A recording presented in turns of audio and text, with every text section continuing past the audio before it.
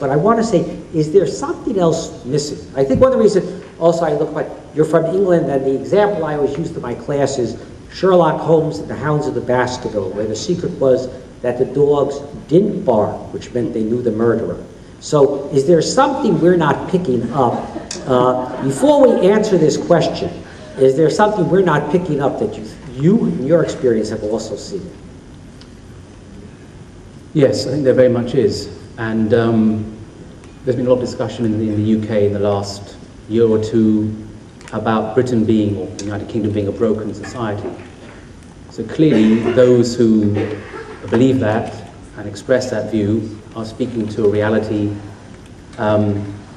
implying that as a society, despite however advanced we are, at peace, with most of our basic needs being met in most places, there's something lacking. It's not entirely secure. What is it, in terms of the construction of the building of the country, that it's as if the bricks and mortar are not quite in place. And I think it's because what we're lacking is the ability or the vision of a full measure of human security, if you like. And that material resources only take us thus far. It doesn't complete the entire journey. That which is required to complete that journey, make our experience full, is what most people intuitively are aware of. Vast majority of the world's population are intuitively aware of another dimension to their lives, which is a transcendental. It is the spiritual. It's that which defines their reality, defines their experience, shapes their experiences, shapes their relationships to others.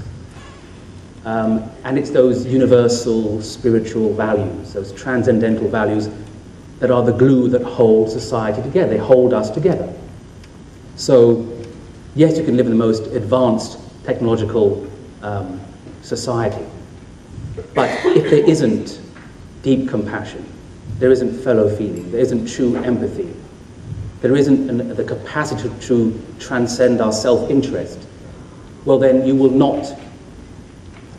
look at your neighbour and perhaps not feel what you need to feel to ensure that that person is secure, that person is being considered, that person's reality is being addressed. And so this leads us, I think, ultimately to a question of what are the source of those values? How can we inculcate, nurture those values and those capacities in society, in individuals, amongst people, over time? And how can we then build the necessary structures that can channel those qualities and channel those values into meaningful service within society? So one of the things that has been coming out of some of these discussions in the UK in recent years is that what is really lacking, what is really missing, not just the values, but enacting them in meaningful acts of service to society.